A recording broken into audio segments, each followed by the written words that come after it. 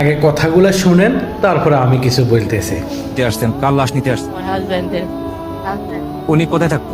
কুয়েতে থাকতো। কবে মারা গেছেন? ফেব্রুয়ারির 24 তারিখে স্ট্রোক করছিল।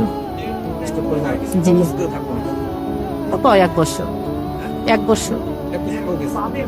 জি জি। কখন শুনলেন? আজকে শুনছি 5টার দিকে আসার কথা। আসছে এখন। হ্যাঁ, পাইছি। এখনো হাতে পাইনি, তবে জি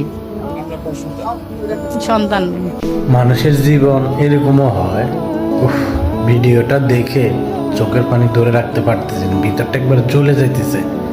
ভালো। আসলে প্রবাসীরাই এরকম মানুষ, প্রবাসী হাজারো প্রবাসীর সাথে এরকম হইতেছে।